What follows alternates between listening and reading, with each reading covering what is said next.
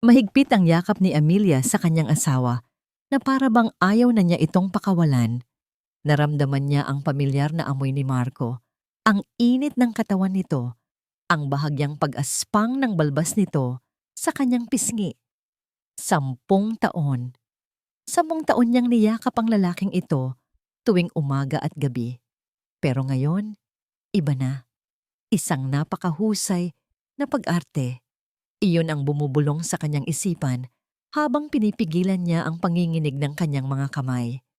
Bawat haplos, bawat salita, bawat butil ng luhang nagbabadyang pumatak mula sa kanyang mga mata, lahat ay bahagi ng isang script na matagal na niyang kinabisa sa kanyang puso't isipan. Mag-iingat ka doon. Sa Australia, mahal. Bulong niya. Sapat lang para marinig ni Marco. Ang boses niya ay bahagyang paos, puno ng sinserong pag-aalala na matagal na niyang hindi naramdaman. Ngumiti si Marco at marahang hinaplos ang kanyang buhok. Of course, mahal. It's just a business trip. 2 weeks lang ako doon. Pagbalik ko may sorpresa ako sa'yo. Isang mapait na ngiti ang isinukli ni Amelia. Sorpresa? Oo, may sorpresa nga. Pero hindi si Marco ang magbibigay nito, kundi siya. I'll miss you, sabi pa ni Marco at hinalikan siya sa noo. Napapikit si Amelia, hindi dahil sa kilig, kundi para itago ang galit na nag-aalab sa likod ng kanyang mga mata. Ang lalaking kaharap niya, ang lalaking nangangako sa kanya ngayon, ay ang siya ring lalaking walang awa siyang niloloko. Huwag ka masyadong mag-alala, okay? I'll call you as soon as I land. Sabi ulit ni Marco, habang kinukuha na ang kanyang hand-carry luggage. Ikaw na ang bahala sa bahay at sa kumpanya. Tumango lang si Amelia. Hindi na nagtangkang magsalita pa. Baka kung ano pa ang masabi niya. Baka hindi na niya mapigilan at isigaw sa buong airport ang lahat ng kasinungalingan nito. Pinanood niya itong maglakad palayo, papasok sa departure area. Bago ito tuluyang mawala sa kanyang paningin, lumingon pa ito at kumaway, na may kasamang isang matamis na ngiti.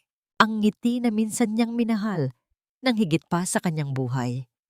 Itinaas din niya ang kanyang kamay at kumaway pabalik. Pinanatili ang malungkot na ekspresyon sa kanyang mukha hanggang sa tuluyan nang mawala si Marco sa paningin niya. Nang mga sandaling iyon, parang may bumagsak na isang mabigat na kurtina. Ang lungkot sa kanyang mukha ay biglang naglaho. Ang namumuong luha sa kanyang mga mata ay biglang natuyo. Ang mga balikat niyang kaninay nakayuko sa pag-aalala ay dahan-dahang tumuwid. Naglakad siya palayo sa salaming pader. Ang bawat hakbang ay matatag at may bigat. Wala nang bakas ng mahinang Amelia, ang asawang laging naghihintay. Ang babaeng naglalakad ngayon sa gitna ng paliparan ay ibang-iba. Malamig. Determinado, pagpasok niya sa kanyang sasakyan, hindi niya ito agad pinaandar. Umupo lang siya sa driver's seat, nakatingin sa kawalan. Huminga siya ng malalim, isang hininga, na tila nagpakawala sa lahat ng sakit at pagtitimpi ng mga nakaraang buwan. Pagkatapos ay kinuha niya mula sa kanyang bag ang isang maliit na cellphone. Hindi ito ang teleponong alam ni Marco. Ito ang kanyang sikreto. May iisang numero lang siyang tinawagan. Hello, Attorney David? Mahinahon niyang sabi. Ma'am Amelia, sagot ng boses sa kabilang linya. Professional at walang emosyon. Okay na po ba? Tumingin si Amelia sa labas ng bintana. Pinanood ang isang eroplanong dahan-dahang umaangat sa himpapawid. Ang eroplanong kinalululanan ng kanyang asawa. Ang eroplanong magdadala dito sa simula ng katapusan nito. Yes, sir, sabi niya. At sa kauna-unahang pagkakataon, sa araw na yon, isang tunay na emosyon ang gumuhit sa kanyang labi. Isang malamig na ngiti. Nakaalis na siya. Understood, ma'am. Gawin mo na. Ibinaba niya ang tawag at itinago ang cellphone. Pagkatapos ay pinaandar na niya ang makina ng sasakyan. Habang nagmamaneho siya palayo sa airport, hindi na niya muling nilingon pa ang nakaraan. Samantala, sa isang 5-star hotel sa Sydney, Australia, Abot tenga ang nangiti ni Marco habang inaakbayan ng isang batang babae na nagngangalang Isabel. "Welcome to our new life, babe," mayabang niyang sabi. Iniaabot ang isang itim na credit card sa receptionist. Ngumiti ang babae sa front desk.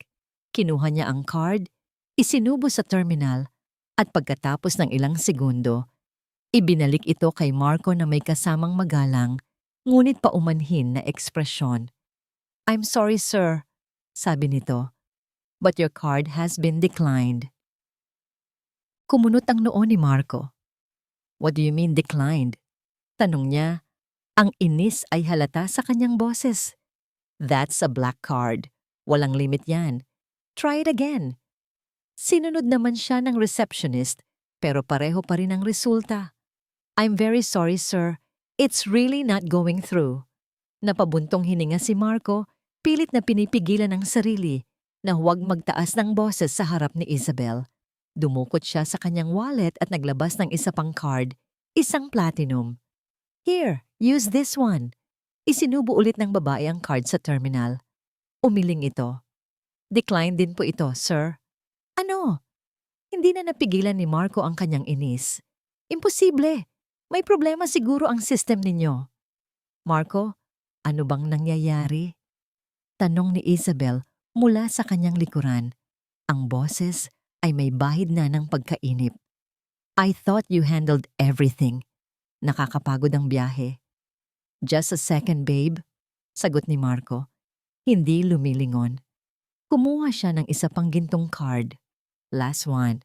Siguraduhin mong gagana yan." Pero katulad ng dalawang nauna, wala ring nangyari. Pakiramdam ni Marco ay umakyat lahat ng dugo sa kanyang ulo.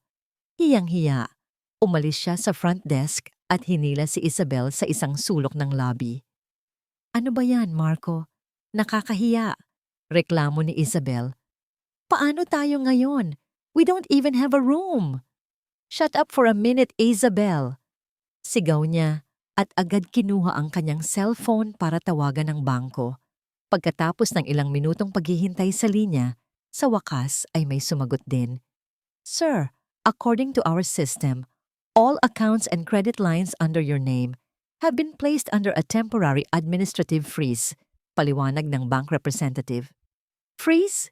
Who authorized a freeze? Ako ang may-ari ng account na yan." "The request was filed through a court order, sir. We cannot disclose any more information. You would have to coordinate with your legal counsel." Court order? Legal counsel? Wala siyang maintindihan. Sa sobrang galit ay pinatay niya ang tawag. Sinubukan niyang tawagan ng iba pa niyang bangko, pero pare-pareho lang ang sagot. Lahat. Lahat ng pinaghirapan niya, biglang hindi niya magalaw. "So?" Mataray na tanong ni Isabel. Tiningnan siya ni Marco ng masama. "May problema lang sa sistema. We'll have to find another hotel for tonight. Yung mas mura muna." Ang maganda sanang mukha ni Isabel ay biglang sumimangot. "What? I thought this was a dream vacation? Hindi ako lumipad ng 8 oras para lang tumira sa isang cheap hotel, Marco." Hindi na sumagot si Marco. Ang isip niya ay lumilipad. Sino ang gagawa nito sa kanya? Isang business rival? Imposible. Walang nakakaalam ng mga personal na account niya, maliban sa isang tao. Pero hindi. Hindi niya kaya. Ang asawa niya, si Amelia? Napailing siya sa sariling isipan. Ang asawa niyang hindi kayang magdesisyon nang hindi siya tinatanong. Ang asawa niyang ang alam lang gawin ay mag-asikaso ng bahay? Nakakatawa. Imposible. Kinabukasan, sa Maynila, tumayo si Amelia sa harap ng kanyang walk-in closet. Ang isang buong hanay ay puno ng mga magagandang bestida at malalambot na kasuotan. Ang uniforme ng isang perpektong asawa't may bahay. Pero hindi iyon ang kailangan niya ngayon. Nilagpasan niya ang mga ito at binuksan ang isang nakatagong bahagi sa dulo ng aparador. Mula sa loob, kinuha niya ang isang suit bag na matagal nang hindi nagagalaw. Maingat niya itong inilabas. Isang navy blue power suit. Ang damit na suot niya noong huli siyang pumasok sa isang boardroom Bilang isang financial analyst, bago niya isinuko ang lahat para kay Marco, isinuot niya ito. Tamang-tama pa rin. Para itong baluti, nagbibigay sa kanya ng lakas at kumpiyansa. Tumingin siya sa salamin. Ang babaeng nakatingin pabalik ay hindi na ang Amelia na umiyak kagabi. Ito ang Amelia na handa ng lumaban. Ang opisina ni Attorney David ay moderno at minimalist. Malamig, katulad ng abogadong nagmamay-ari nito. Si David ay bata pa, marahil ay nasa early 30s lang, pero ang kanyang mga mata ay matalas at ang kanyang kilos ay nagpapakita ng isang matinding talino na higit pa sa kanyang edad. Mama Amelia, bati niya, walang ngiti, at iginiya siya sa isang upuan sa harap ng kanyang malinis na lamesa. Attorney David, sagot ni Amelia. Umupo ng tuwid. Walang paligoy-ligoy si David. Inilapag niya sa lamesa ang isang makapal na folder. Ito po lahat ng ebidensya, ma'am. Bank statements mula sa 3 offshore accounts. Mga titulo ng mga ari-arian na nailipat na niya sa pangalan ng ibang tao. At ito po. Inilabas niya ang isang hiwalay na sobre. Mga litrato. Si Marco at Isabel, magkayakap sa isang yate, naghahalikan sa isang mamahaling restaurant. Habang tinitingnan ni Amelia ang mga larawan, isang alaala ang biglang bumalik sa kanyang isipan. Gabi ng kanilang anibersaryo. Naghanda siya ng isang espesyal na hapunan. Naghihintay siya. Pero hating gabi na ay wala pa si Marco. Sabi nito, may importanteng meeting. Nang umuwi ito, diretso itong natulog. Kinabukasan, habang nililinis niya ang sasakyan, may nakita siyang isang cellphone na nakatago sa glove compartment. Isang teleponong hindi niya kilala. At nang buksan niya ito, gumuho ang kanyang mundo. Mga mensahe, mga tawag, mga booking para sa 2 tao, papuntang Australia. At ang pinakamasakit na nabasa niya, isang text ni Marco para kay Isabel. Konting tiis na lang, babe. Malapit na akong makawala sa boring kong asawa. Ang sakit ng alaala ay kasing sariwa pa rin ng dati. Pero sa halip na umiyak, huminga lang siya ng malalim at isinara ang folder. Ang sakit na yon, ginawa na niyang panggatong. Tumingin siya kay Attorney David. Ang kanyang mga mata ay matatag at walang bakas ng pag-aalinlangan. Let's proceed! Sa Australia, sa loob ng isang maliit at masikip na hotel room, halos mabaliw na si Marco sa kakaisip. Biglang tumunog ang kanyang laptop. Isang notifikasyon ng bagong email. Binuksan niya ito galing sa isang law firm na hindi niya kilala. Ang subject, formal notice. Asset freeze and petition for annulment. Nanggunot ang noo niya habang binabasa ang mga salitang hindi niya maintindihan. Financial fraud, conjugal properties, irreconcilable differences. At sa pinakababa ng dokumento, nakasulat ang pangalan ng nagpetisyon, ang pangalan na nagpatigil sa pag-ikot ng kanyang mundo. Petitioner, Amelia Reyes. Nanlamig ang buong katawan ni Marco. Ang kanyang pagkalito ay napalitan ng isang nakakakilabot na pagkaunawa. Hindi ito maaari. Hindi si Amelia, hindi ang mahina at sunod-sunuran niyang asawa. Gabi na sa opisina ni David, pero ang tanging ilaw na bukas ay ang lampshade sa kanyang lamesa. Sa ibabaw nito ay nakalatag ang folder ng kasong Reyes versus Reyes. Hindi ito ang pinakamalaking kaso na nahawakan niya, pero may kung anong kakaiba dito na hindi niya maiwanan. Hindi ang mga numero sa bank statements o ang mga legal na dokumento ang bumabagabag sa kanya, kundi si Amelia Reyes. Sa kanyang propesyon, sanay na siyang makakita ng mga taong wasak ang puso, mga kliyenteng umiiyak, nanginginig sa galit o nawawalan ng pag-asa. Pero si Amelia, iba siya. Mula pa noong unang araw na pumasok ito sa kanyang opisina, may dala itong hindi inaasahang katatagan. Habang binabalikan niya ang mga pahina, Nakita niya ang sulat kamay ni Amelia sa mga margin, isang detalyadong timeline ng mga kahina-hinalang transaksyon ni Marco, mga pets sa mga pangalan. Kinolekta niya ang lahat ng ito ng mag-isa bago pa man siya humingi ng tulong legal. Para siyang isang general na inihanda na ang lahat ng kanyang armas bago pa man magsimula ang giyera. Napabuntong hininga si David at sumandal sa kanyang upuan. Isang anino mula sa nakaraan ang biglang bumisita sa kanyang isipan. Si Elena, ang kanyang dating nobya. Ang babaeng akala niya'y pakakasalan niya. Katulad ni Amelia, isinuko rin ni Elena ang isang bagay para sa kanya. Pero hindi ito karera. Isinuko nito ang pangarap nitong magkaroon ng marangyang buhay. Noong mga panahong yon, si David ay isa pa lamang batang abogado. Puno ng pangarap pero walang laman ng bulsa. At hindi yon naging sapat para kay Elena. Naalala niya ang huli nilang pag-uusap. Ang sakit sa mga salitang binitawan nito. Pag-ibig? Hindi nakakabili ng bahay yan, David. Makalipas ang isang buwan, nabalitaan na lang niya na engaged na ito sa isang mayamang negosyante. Mula noon, nagtayo siya ng pader sa paligid ng kanyang puso.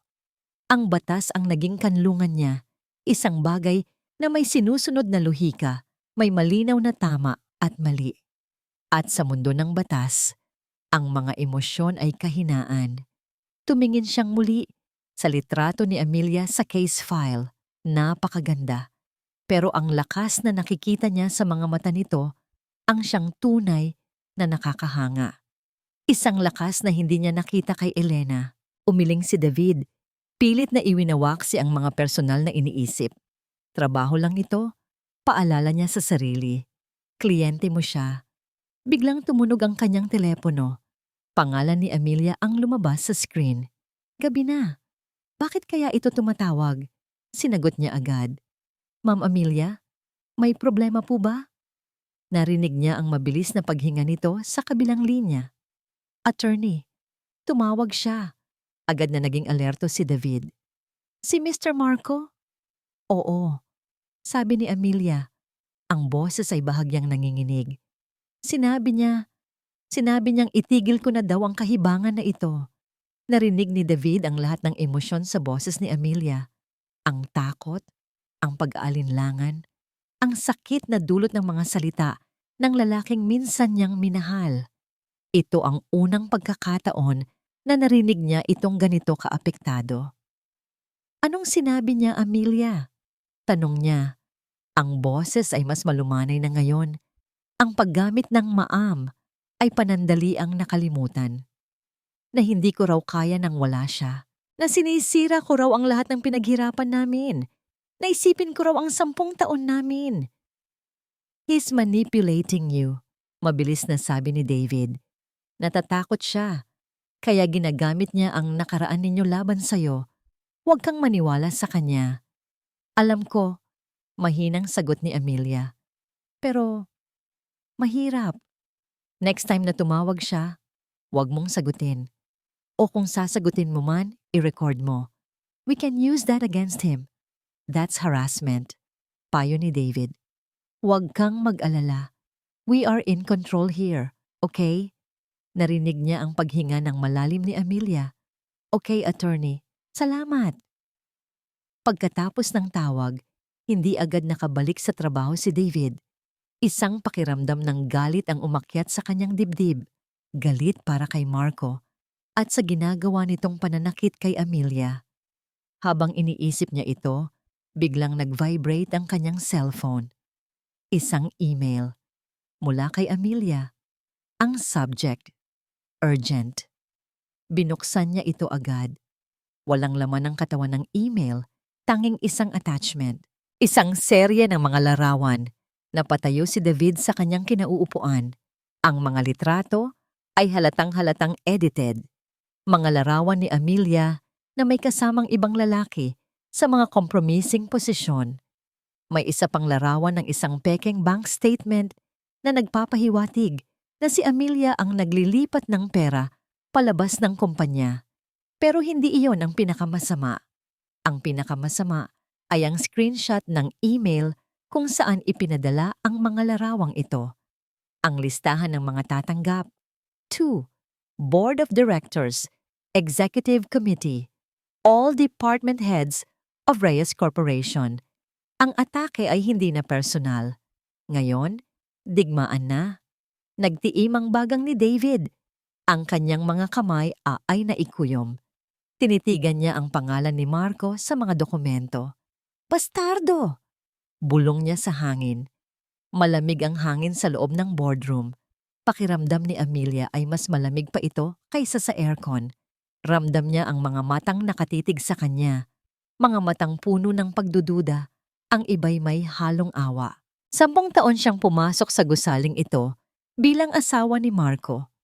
Ngayon, pumapasok siya bilang kaaway nito. Sa pinakadulo ng mahabang lamesa, nakaupo si Mr. Sandoval, ang pinakamatandang miyembro ng board at ang pinakamalapit na kaibigan ng ama ni Marco.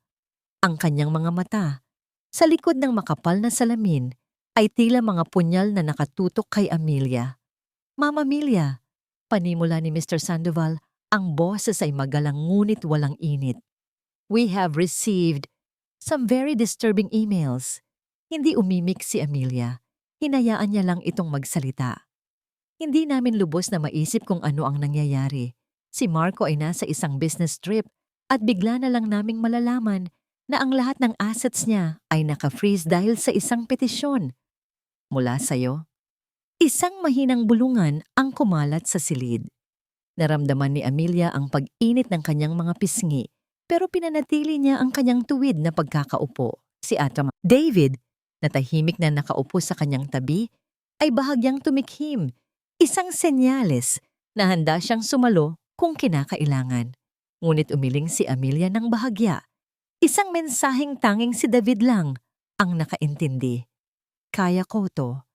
Mr. Sandoval, mga miyembro ng board, nagsalita si Amelia. Ang kanyang boses ay kalmado at malinaw na ikinagulat ng lahat. Naiintindihan ko ang inyong pag-aalala. The emails you received are false, products of a desperate man. At narito po ako ngayon, hindi bilang asawa ni Marco Reyes. Huminga siya ng malalim. Narito ako bilang si Amelia Reyes, ang isa sa mga nagtatag ng kumpanyang ito. May ilang umismid. Tiningnan niya sila isa-isa. Walang takot. Alam kong marami sa inyo ang tingin sa akin ay isang simpleng may bahay lang. At kasalanan ko yon. Hinayaan kong yun lang ang makita ninyo. Pagpapatuloy niya. Pero bago ko pa man makilala si Marco, isa akong financial analyst. At ang business plan ng kumpanyang ito, ang pinakaunang blueprint nito, ako ang gumawa. Isang katahimikan ang bumalot sa silid. Maging si Mr. Sandoval ay tila nagulat sa kanyang sinabi. Hindi na nagsayang ng oras si Amelia. Ikinonekta niya ang kanyang laptop sa projector. Sa isang iglap, ang blankong screen ay napuno ng mga numero, mga graph, at mga chart. This is the company's current financial standing, sabi niya, habang itinuturo ang isang komplikadong spreadsheet. Marco has been secretly funneling funds for the past 2 years, pero dahil sa maagap nating pagkilos, na-freeze natin ang lahat bago pa niya makuha ang pinakamalalaking pondo. Isa-isa niyang ipinakita ang mga contingency plan na binuo niya sa loob lang ng ilang araw. Isang bagong marketing strategy. Isang plano para sa cost-cutting ng hindi nagsasakripisyo ng mga empleyado. Isang panukalang pakikipag-alyansa sa isang bagong supplier. Ang mga miyembro ng board na kanina'y mapanghusga ay ngayon ay nakatutok na sa screen. Ang iba'y tumatango. Ang iba'y namangha. Nakita nila hindi ang asawa ng kanilang CEO, kundi isang leader. Nang matapos si Amelia, muling bumalik ang katahimikan. Si Mr. Sandoval ang unang bumasag nito. Tinanggal niya ang kanyang salamin at marahang pinunasan. Pagkatapos ay tumingin siya ng diretso kay Amelia. Impressive, Ma'am Amelia. Very impressive. Isang bahagyang tango ang ibinigay nito. Isang tango ng pagkilala. Pagkatapos ng meeting, isa-isang lumapit sa kanya ang mga board members, nag-aalok ng suporta. Nang silang dalawa na lang ni David ang natira sa silid, doon lang niya naramdaman ang pagod. Napaupo siya, ang lakas na ipinakita niya kanina ay biglang naglaho. Nagulat siya nang maglapag si David ng isang tasa ng mainit na kape sa kanyang harapan. "You did well, Mom," sabi ni David. Sa kauna-unahang pagkakataon, nakita ni Amelia ang isang totoong nangiti mula sa kanyang abogado. Isang nangiting hindi pilit, isang ngiting umabot hanggang sa mga mata nito. "Salamat, David," sagot niya, at naramdaman niya ang isang kakaibang init sa kanyang dibdib na hindi dulot ng kape. Ngunit ang panandaliang kapayapaan ay biglang naputol. Biglang tumunog ang cellphone ni David. Tiningnan niya ito, at ang ngiti sa kanyang labi ay agad na nawala. Napalitan ng dati nitong seryosong ekspresyon. "Excuse me," sabi nito at sinagot ang tawag. Napanood ni Amelia ang pagbabago sa mukha ni David habang nakikinig ito sa kabilang linya. Mula sa pagiging seryoso, ito'y naging pag-aalala. Pagbaba niya ng telepono, humarap siya kay Amelia. Ang kanyang mga mata ay puno ng masamang balita. "Ano yon?" Kinakabahang tanong ni Amelia. "That was my associate," mabagal na sabi ni David. "Ang abogado ni Marco, may nakita silang butas." "Anong butas?" "May isang secondary clause pala sa inyong prenuptial trust agreement. Isang emergency fund," paliwanag ni Dave. Ang boses ay mabigat. Hindi ito kasing laki ng main accounts, pero sapat na para makagalaw siya. Sapat na para pondohan ang laban niya sa'yo. Biglang nanlamig ang tasa ng kape sa mga kamay ni Amelia. Ang tagumpay na naramdaman niya kanina ay parang bulang biglang naglaho. Akala niya, nasa kanya na ang kontrol. Akala niya na nanalo na siya. Pero ang digmaan, malayo pa pala sa pagtatapos. Ang balita tungkol sa emergency fund ay parang isang malaking bato na bumatok sa dibdib ni Amelia. Ang kumpiyansang naramdaman niya pagkatapos ng board meeting ay biglang gumuho, napalitan ng isang pamilyar na pakiramdam, ang takot. "Gaano ito kalaki?" tanong niya kay David, habang nakaupo pa rin sila sa loob ng empty boardroom. "Sapat para manatili siya sa Australia ng ilang buwan. Sapat para bayaran ng isang magaling na abogado," sagot ni David. Ang kanyang mukha ay seryoso. "This is a strong blow, Amelia. Hindi ko ito itatanggi, pero hindi pa tapos ang laban." Tumango si Amelia, pero ang isip niya ay lumilipad na. Si Marco, kahit kailan, ay laging may isang nakatagong alas. Kahit akala mo ay nasukol mo na siya, palagi siyang may paraan para makalusot. Pag-uwi sa bahay, naramdaman niya ang matinding pag-iisa. Ang malaki at marangyang bahay na minsan niyang itinuring na paraiso ay isa na ngayong malamig na kulungan. Ang bawat sulok ay may paalala ng mga kasinungalingan ni Marco. Kailangan niyang umalis. Kailangan niya ng lugar kung saan hindi siya ang asawa ni Marco. Nagmaneho siya ng walang tiyak na direksyon hanggang sa natagpuan niya ang sarili sa harap ng isang lumang bahay sa isang tahimik na kalye sa Quezon City. Ang bahay ng kanyang mga magulang. Dito siya lumaki. Dito siya lang si Amy. Pumasok siya sa loob. Ang amoy ng lumang papel at kahoy ay sumalubong sa kanya. Maalikabok ang mga kasangkapan, ngunit naroon pa rin ang init ng isang tahanan. Dito, simple lang ang buhay. Nagpunta siya sa maliit na bodega sa likod bahay, isang lugar na puno ng mga lumang kahon at mga bagay na matagal nang nakalimutan. Nagsimula siyang maglinis, hindi dahil kailangan, kundi dahil kailangan niya ng isang bagay na pagtutuunan ng kanyang mga kamay. Isang bagay na makakalimutan niya ang gulo ng kanyang buhay.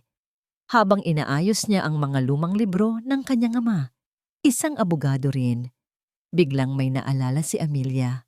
Isang gabi, mga ilang taon na ang nakalipas habang nagkakape sila sa hardin. "Anak," sabi ng kanyang ama, "sa mundo ng negosyo, matuto kang magtiwala, pero laging kang magtira ng isang bagay para sa sarili mo. Isang bagay na hindi kayang kunin ng kahit sino mula sa'yo. Isang susi na ikaw lang ang may hawak. Noon, hindi niya masyadong naintindihan ang sinabi nito. Pero ngayon, ang mga salitang yon ay tila isang matinis na kampana sa kanyang pandinig. Sa ilalim ng isang bunton ng mga lumang dokumento, may nakita siyang isang kulay kape na folder na halos natatabunan na ng alikabok. Wala itong label. Dahil sa kuryosidad, binuksan niya ito. Ang nasa loob ay isang makapal na dokumento na nakatali ng isang lumang ribbon. Deed of Hereditary Trust. Ang nakasulat sa pinakaunahan. Binasa niya ito. Ang mga legal na termino ay pamilyar sa kanya. Tungkol ito sa isang malaking piraso ng lupa sa industrial zone ng Laguna. Ang lupang kinatitirikan ng pinakamalaking paggawaan at warehouse ng Reyes Corporation. Ang puso at kaluluwa ng kanilang negosyo. Ang pinakamahalaga nilang ari-arian. Nagsimulang bumilis ang tibok ng kanyang puso. Patuloy siyang nagbasa. Ang dokumento ay nagsasaad na ang lupa ay mana niya mula sa kanyang lolo at inilagay ng kanyang ama sa isang espesyal na trust bago pa man siya ikasal kay Marco. Napahinto siya sa isang partikular na pangungusap. Ang kanyang mga mata ay nanlalaki. Binabasa niya ito ng paulit-ulit, hindi makapaniwala sa nakikita. The aforementioned property shall be held in trust, with the sole beneficiary being Miss Amelia Reyes, and shall not be considered a part of any conjugal property in the event of her marriage. Sole beneficiary. Hindi kasama sa conjugal property. Nanginginig ang kanyang mga kamay habang hawak ang papel. Ito na ba yon? Ito na ba ang sinasabi ng kanyang ama? Ang lupang iyon, ang pundasyon ng buong kumpanya, ay hindi pag-aari ng korporasyon. Hindi ito pag-aari ni Marco. Ito ay sa kanya. At sa kanya lamang. Bigla siyang napahagulhol, hindi dahil sa lungkot, kundi dahil sa isang napakatinding pakiramdam ng ginhawa at pag-asa. Sa gitna ng alikabok at mga anino ng nakaraan, natagpuan niya ang susi. Ang susi na magpapalaya sa kanya. Nanginig ang kanyang mga daliri habang kinukuha niya ang kanyang cellphone mula sa bulsa. Mabilis niyang hinanap ang pangalan ni David at pinindot ang call button. "Hello, Amelia?" Sagot nito, ang boses ay may pag-aalala. Huminto sa pag-iyak si Amelia. Huminga siya ng malalim at nang magsalita siya, ang kanyang boses ay puno ng isang emosyon na hindi pa naririnig ni David mula sa kanya. Isang halo ng pananabik at hindi makapaniwalang tagumpay. "David," sabi niya, habang isang luha ng pasasalamat ang pumatak sa lumang dokumento. "Sa tingin ko, nanalo na tayo. Dalhin mo rito. Ngayon na." Iyon ang tanging sinabi ni David sa telepono. Pagkatapos ay ibinaba niya ito, ang kanyang puso ay tumitibok ng mas mabilis kaysa karaniwan. Sa loob ng 10 taon ng kanyang karera, sanay na siyang makatanggap ng mga surpresang ebidensya. Pero iba ito. Kung totoo ang sinasabi ni Amelia, hindi lang ito ebidensya. Isa itong sandatang nukleyar. Makalipas ang 1 oras, pumasok si Amelia sa kanyang opisina. Dala-dala ang lumang folder na para bang ito ang pinakamahalagang bagay sa buong mundo. Inilapag niya ito sa lamesa ni David. Maingat na binuksan ni David ang dokumento. Ang kanyang mga mata na sanay nang magbasa ng maliliit na letra at komplikadong mga sugnay ay mabilis na sinuri ang bawat salita. Ang kanyang daliri ay marahang dumausdos sa tuyo at naninilaw na papel. 1 minuto, 2 minuto, 5 minuto ng katahimikan. Pagkatapos ay dahan-dahan siyang tumingala kay Amelia. Ang karaniwang seryoso niyang muka ay napalitan ng isang ekspresyon na hindi pa nakikita ni Amelia dati. Isang ngiti ng isang henyo na nakatuklas ng isang napakagandang solusyon. "This is brilliant!" bulong niya, halos para sa kanyang sarili. "Absolutely brilliant! Ang ama mo, napakatalino niya.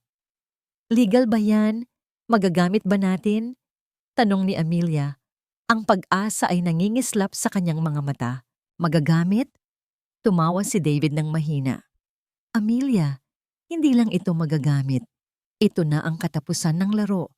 Pero, dagdag niya, at muli siyang naging seryoso. Kailangan nating gamitin ito sa tamang paraan. Sumandal siya sa kanyang upuan. Ang abogado ni Marco ay humihiling na i-release ang emergency fund. Hahayaan natin sila. Nagtaka si Amelia. Pero, bakit? Hindi ba't yun ang magbibigay sa kanya ng lakas? Eksakto, sabi ni David. Ang kanyang mga mata ay nag-aapoy sa talino. Bibigyan natin siya ng pera. Hahayaan natin siyang isipin na nananalo siya. Hahayaan natin siyang maging kampante, maging mayabang. At kapag nasa tuktok na siya ng kanyang pag-aakala, kapag inilabas na niya ang lahat ng kanyang baraha, doon natin ibabagsak ito. Ang plano ay simple, ngunit mapanganib. Isang patibong. Sa mga sumunod na araw, iyon nga ang nangyari. Ang legal team ni David ay nagpakita ng matinding pagtutol sa korte, pero sa huli, napilitan silang pumayag na i-release ang pondo. Nakatanggap si David ng ulat mula sa isang private investigator na kinuha niya sa Sydney. Target Marco Reyes has vacated the budget hotel, checked into the Park Hyatt. Significant purchases made at Gucci and Louis Vuitton. Ipinakita niya ang ulat kay Amelia. Napailing na lang ito. Hindi talaga siya nagbabago. Mabuti na yan, sabi ni David. Mas masaya siya. Mas masakit ang pagbagsak. Sa kabila ng tensyon ng kaso, napansin ni David na may nag-iiba sa samahan nila ni Amelia. Hindi na lang ito pulos tungkol sa kaso. Nagkakaroon na sila ng mga sandali kung saan nag-uusap sila tungkol sa mga bagay-bagay, sa mga paborito nilang libro, sa musika, sa mga pangarap na minsan nilang binitawan. Isang gabi, pagkatapos ng isang mahabang araw ng paghahanda para sa susunod na legal na hakbang, nag-alok si David na ihatid si Amelia payapa uwi. Habang nasa loob sila ng sasakyan, isang komportableng katahimikan ang namagitan sa kanila. Salamat sa lahat, David, basag ni Amelia sa katahimikan. Tumingin si David sa kanya. Sa ilalim ng dumaraang mga ilaw ng poste, nakita niya ang pagod sa kanyang mga mata. Pero nakita rin niya ang isang hindi matatawarang katatagan. Ang babaeng ito ay dumaan sa impyerno, pero narito pa rin lumalaban. Ang paghanga niya ay unti-unting lumalalim sa isang bagay na hindi niya pa gustong pangalanan. Trabaho ko lang to, sagot niya, pero alam niyang hindi na yun totoo. Nang huminto sila sa tapat ng bahay ni Amelia, nag-atubili siyang umalis. May gusto siyang sabihin, pero hindi niya mahanap ang tamang salita. Mag-iingat ka, Amelia. Doon lang napansin ni Amelia, tinawag siya nito sa kanyang pangalan. Walang ma'am. Simple, direkta. Tumingin siya kay David at sa mga mata nito may nakita siyang isang emosyon na higit pa sa pagiging isang abogado. Ngumiti siya ng bahagya. Ikaw din, David. Bago pa man makasagot si David, biglang nag-vibrate ang cellphone ni Amelia. Kinuha niya ito at nakita ni David kung paano biglang nawala ang nangiti sa kanyang mga labi. Walang imik, iniabot ni Amelia ang telepono kay David. Isang email mula sa abogado ni Marco. Isang final offer. To avoid further humiliation for all parties involved, Mr. Reyes is offering a final settlement. Drop all charges and he will graciously allow you to keep the house and a small monthly allowance. If you refuse this generous offer, be prepared. We have enough material to completely and permanently destroy your reputation in both the business and social circles. You have 24 hours to decide.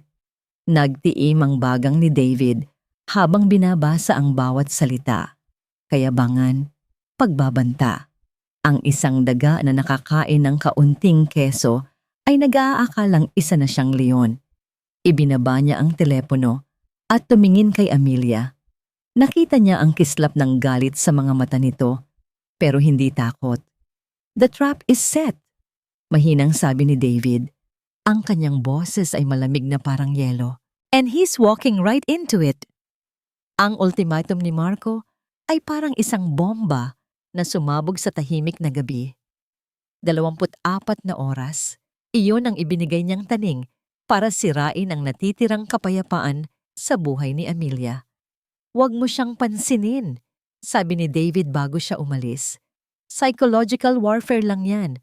Alam niyang lamang tayo, kaya sinusubukan kanyang takutin.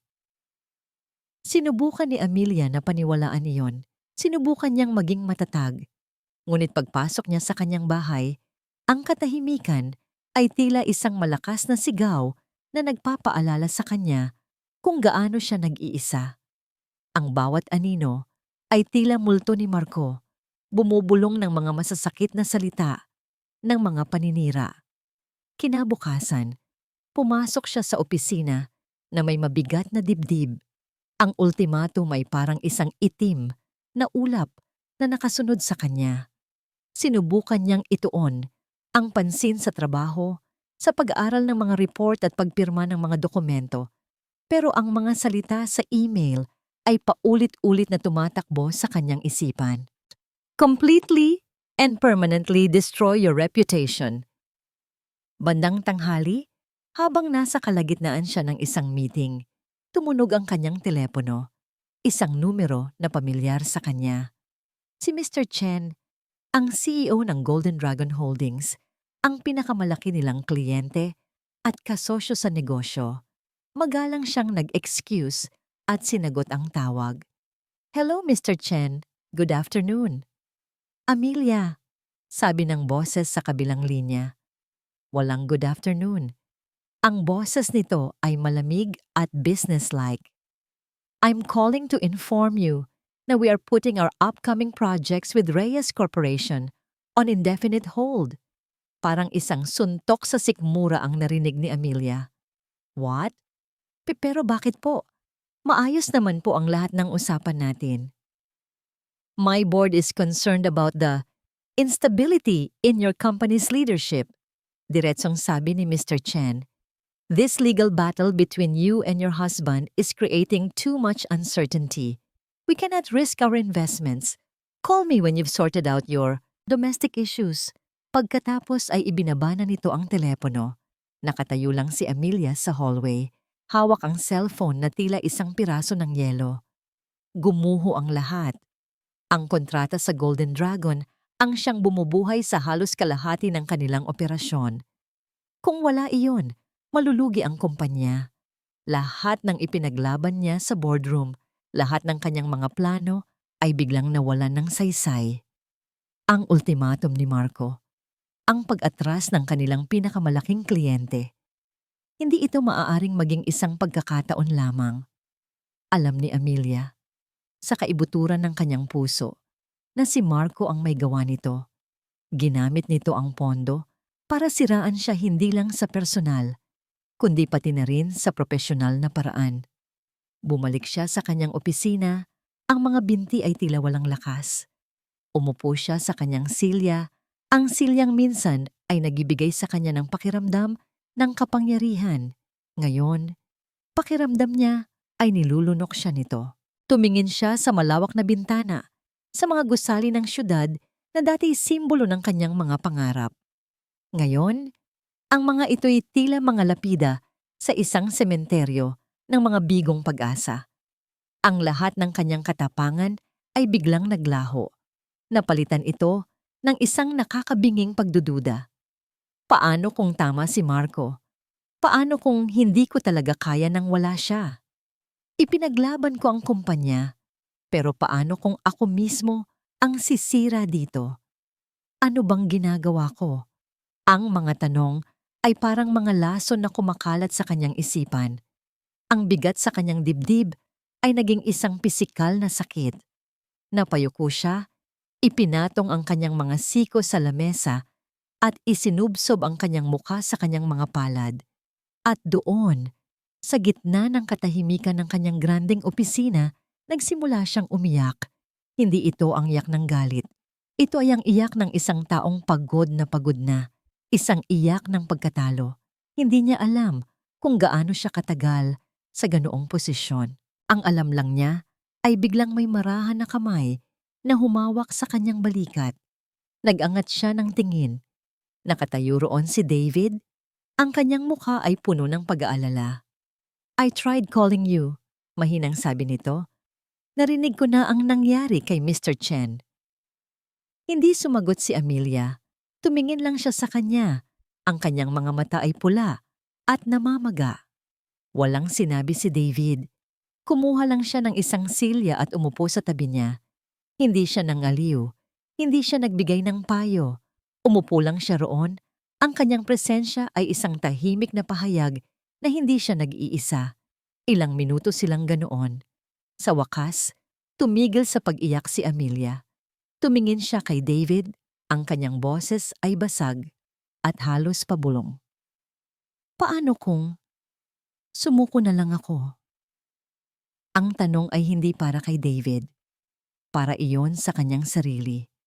Isang tanong na isinilang mula sa pinakamadilim na sulok ng kanyang pagod na kaluluwa.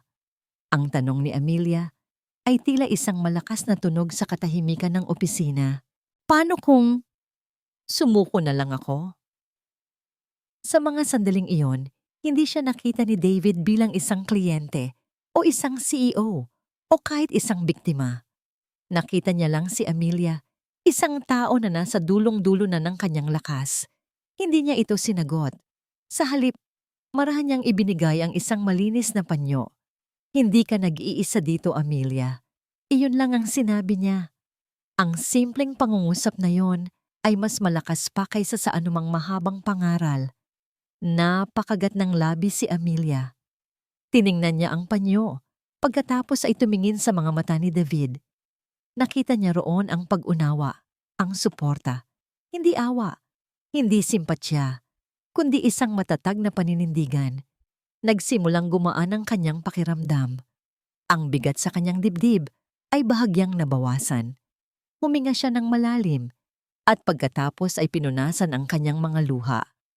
Ang mga salita ni Marco ay nagdulot ng takot. Oo.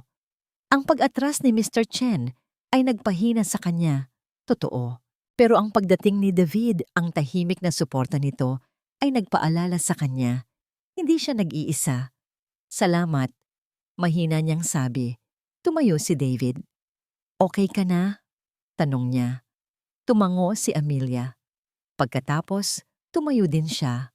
Ang Ameliang malungkot at gustong sumuko ay dahan-dahang nawala. Ang matatag at matalinong Amelia ay muling bumalik.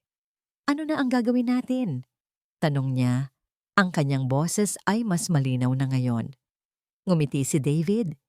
"Iyan ang tanong na gusto kong marinig." Kinabukasan, maaga pa ay nasa opisina na si Amelia.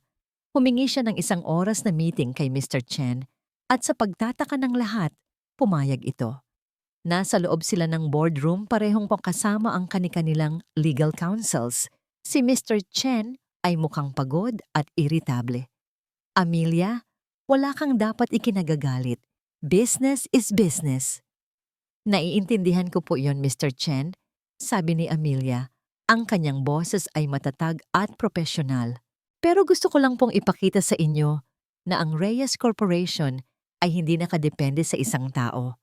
At hindi ako nag-iisa." Ikinonekta niya muli ang kanyang laptop. Ang screen ay napuno ng mga bagong graph at proyekto.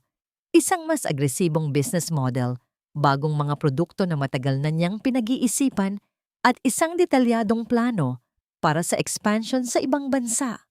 Nang magsimula ang Reyes Corporation, ako po ang nasa likod ng mga ideyang ito. Hindi ko lang po ipinagkatiwala sa ibang tao. Paliwanag niya. Ang aming legal team ay nakahanda na sa anumang mangyayari. At mayroon po kaming isang trump card na magpapabagsak sa kanila. Pero hindi pa ito ang tamang panahon para gamitin. Tumingin si Mr. Chen kay David, na tahimik lang na nakikinig. Tumango si David bilang kumpirmasyon. Sa loob ng kalahating oras, Ipinresenta ni Amelia ang kanyang bagong vision. Hindi lang niya ipinakita na kaya niyang patakbuhin ang kumpanya. Ipinakita niya na kaya niyang gawin itong mas magaling pa. Ang mga mata ni Mr. Chen ay nagsimulang lumiwanag. Nakita niya hindi lang ang isang kumpanya na nakikipaglaban para mabuhay, kundi isang kumpanya na handang lumipad. So, sabi ni Mr. Chen sa wakas, you're saying you're not just surviving, you're planning to expand? We are, sir, matatag na sabi ni Amelia. At kung sasama po kayo sa amin, hindi lang kayo magkakaroon ng bagong kasosyo, kundi magiging bahagi kayo ng isang kwento ng pagbangon. Ilang sandali pang nag-isip si Mr. Chen. Pagkatapos ay ngumiti ito. Amelia, you are truly your father's daughter. My board will reconsider.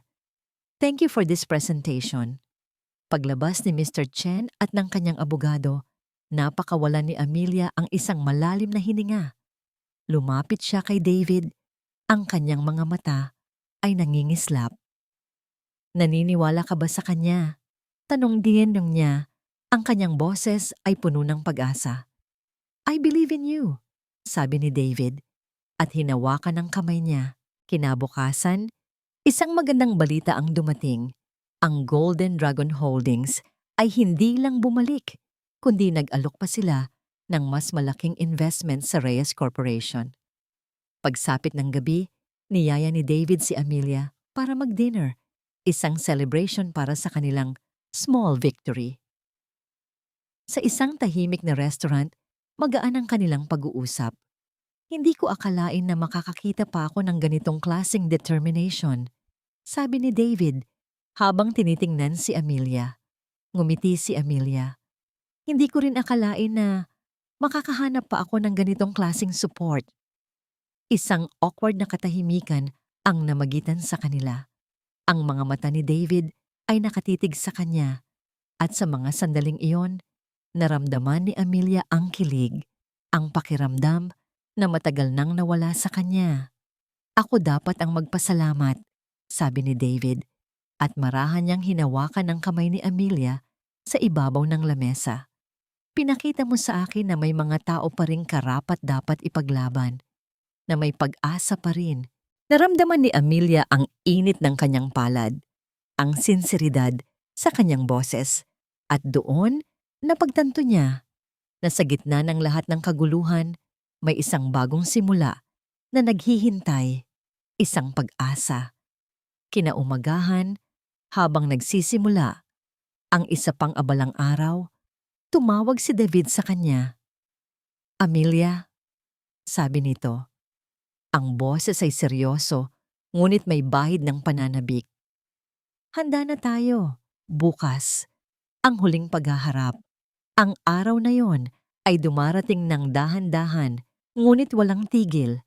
Para kay Amelia, ang bawat oras ay parang isang patak ng luha, puno ng tensyon at pananabik. Para kay Marco, na nasa kabilang panig ng mundo, ito ay ang simula ng kanyang tagumpay. Ang final hearing ay isasagawa sa pamamagitan ng isang video conference, isang pagsubok ng modernong teknolohiya laban sa lumang panlilinlang. Sa Maynila, magkatabi sina Amelia at David sa isang malinis at seryosong conference room. Sa Sydney, nakaupo naman si Marco at ang kanyang abogado, at sa tabi niya ay si Isabel, na may suot na mamahaling bestida, handang magsaya sa tagumpay ng kanyang mahal. Nagbukas ang video call. Ang mukha ni Marco ay lumitaw sa screen, puno ng kumpiyansa at yabang. Good morning, Amelia. Bati nito. Ang kanyang ngiti ay nakakainsulto. Sana ay pinag-isipan mo ng mabuti ang alok ko. Hindi umimik si Amelia. Kalmado niyang tiningnan si Marco. Ang kanyang mga mata ay walang emosyon. Nagsimula ang paglilitis. Ang abogado ni Marco ay naglabas ng mga dokumento, mga testamento ng mga saksi na nagpapatunay na si Amelia ang siyang nagpabaya sa kumpanya.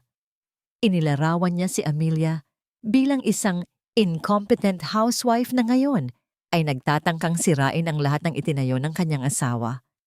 Si Marco naman ay nagbigay ng isang dramatikong pahayag. Napakasakit po para sa akin na makita ang taong minsan kong minahal na gumagawa ng ganito. Sabi niya, pilit na pinipiga ang luha. Pero handa po akong magpatawad. Kung susuko siya ngayon, bibigyan ko pa rin siya ng dignidad at kaunting pondo para makapagsimula. Napangisi si Isabel sa tabi niya. Akala mo ay nanonood ng isang pelikula. Tiningnan ni Amelia si David. Walang bahid ng pagdududa sa kanyang mga mata. Hawak na nila ang lahat. Your Honor, sabi ni David. Tumayo. Ang kanyang boses ay kalmado at malinaw. Tila isang patak ng ulan sa gitna ng disyerto. We have heard Mr. Reyes's generous offer and his narrative of a dutiful husband betrayed by an incompetent wife. Marahang umiling si David. However, the narrative and indeed, the very foundation of Mr. Reyes's claims is about to crumble. Kumunot ang noo ni Marco.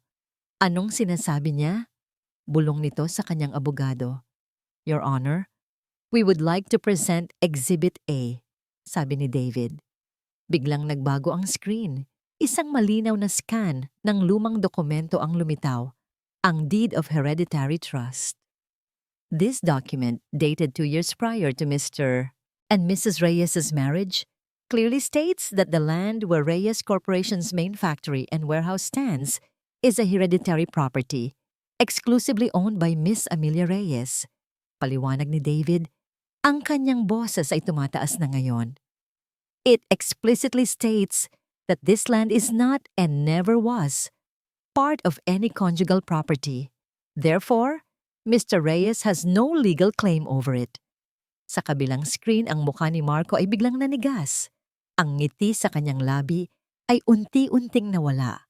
Ang kanyang kulay ay namutla. Hindi! Bulong nito, pero hindi siya pinansin. Furthermore, Your Honor, patuloy ni David, Mr. Reyes has been systematically transferring company assets to offshore accounts, which he did using the company's financial records. Records which, ironically, he could only access because he was CEO. Now, with the main property, the very heart of the corporation, being under the sole ownership of Miss Amelia Reyes, any attempt by Mr. Reyes to claim ownership of the company itself becomes null and void. Walang imik ang lahat. Ang abogado ni Marco ay tiningnan ang mga dokumento. Ang kanyang mukha ay puno ng matinding pagkagulat. Hindi niya ito nakita. Walang nakakita nito. Nagsimulang manginig si Marco. Tiningnan niya si Isabel na ngayon ay tahimik na nakatitig sa screen. Ang kanyang mga mata ay nanlalaki sa takot. Hindi ito pwede. Bulong ni Marco. Akin ang lahat ng yan. Tumingin si Amelia ng diretso sa screen sa mga mata ni Marco. Ang galit na matagal niyang kinimkim ay ngayon ay naglabas ng isang lamig na higit pa sa yelo. Tapos na, Marco, sabi niya. Ang kanyang boses ay puno ng kapangyarihan at pagtatapos. Bago pa man makasagot si Marco, marahang sinarhan ang kanyang laptop. Ang screen ay naging itim. Ang koneksyon ay naputol. Sa kabilang panig ng mundo, si Marco ay nakatulala. Nakatitig sa blankong screen. Hindi niya maintindihan ang lahat ng kanyang plano, ang lahat ng kanyang panlilinlang, ang lahat ng kanyang kayabangan. Biglang nawala. Biglang tumunog ang kanyang cellphone. Isang text message. Hi, this is Isabel. Paano ako makakauwi? Tiningnan siya ni Marco. Ang dating mapang-akit na mukha nito ay ngayon ay walang iba kundi isang babaeng nakikipaglaban para sa sarili. Wala nang pagmamahal, wala nang pag-aalala. Tanging sarili lang. Napakagat ng labi si Marco. Hindi ito pwede. Akin ang lahat ng yan. Sigaw niya. Ang kanyang boses ay puno ng galit, sakit, at matinding pagkatalo. Pero wala nang nakakarinig. Wala nang pwedeng magligtas sa kanya. Lumipas ang ilang buwan. Ang Reyes Corporation ay hindi lang nakabangon, kundi lumago ng husto sa ilalim ng pamamahala ni Amelia. Ang dating pinagdududahang asawa ay isa na ngayong kinikilalang leader, isang ehemplo ng tapang at talino sa mundo ng negosyo. Ang mga board members na dating nagduda sa kanya ay ngayon ay punong-puno ng paggalang. Ang kaso laban kay Marco ay naresolba na pabor kay Amelia. Wala siyang natira. Ang mga offshore account ay na-trace, ang mga ari-arian ay nabawi. Ang kumpanya ay nasa ilalim na ng kanyang buong kontrol. Isang araw, habang abala si Amelia sa kanyang opisina, may natanggap siyang isang mensahe mula sa isang lumang kaibigan na nasa Australia. Isang litrato. Nakikita niya sa litrato si Marco, nakasuot ng uniforme ng manggagawa sa konstruksyon, pawisan, at mukhang haggard. Wala na ang kanyang dating yabang. Wala na ang kanyang malinis na pananamit. Isang anino na lang siya ng dating Marco Reyes. Malapit sa kanya, isang kulay kape na anino ang dumaan sa kamera. Si Isabel. Narinig ni Amelia ang balita na iniwan na ni Isabel si Marco.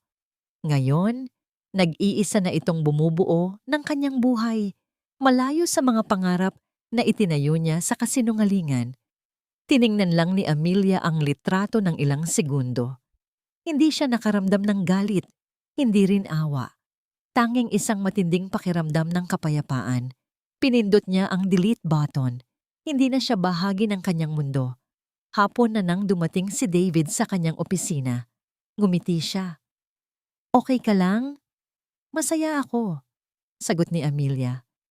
"Hindi ko akalain na mararamdaman ko ulit ito." "Dahil nanalo ka," sabi ni David. Umiling si Amelia. "Hindi lang dahil sa panalo, kundi dahil nahanap ko ulit ang sarili ko." Niyaya siya ni David na maglakad-lakad sa dalampasigan. Ang hangin ay sariwa. Ang tunog ng alon ay nakapapawi ng pagod. Magkatabi silang naglakad, ang kanilang mga kamay ay marahang nagdikit. "Hindi ko akalain na mangyayari ito," sabi ni David. Tumingin sa kanya. "Na may makakapagpabago sa pananaw ko sa pag-ibig." Tumingin si Amelia sa kanya. Ang mga mata ni David, na dating puno ng pag-iingat, ay ngayon ay puno ng isang emosyon na hindi maitago. "Pagmamahal." "Ako rin," sabi ni Amelia.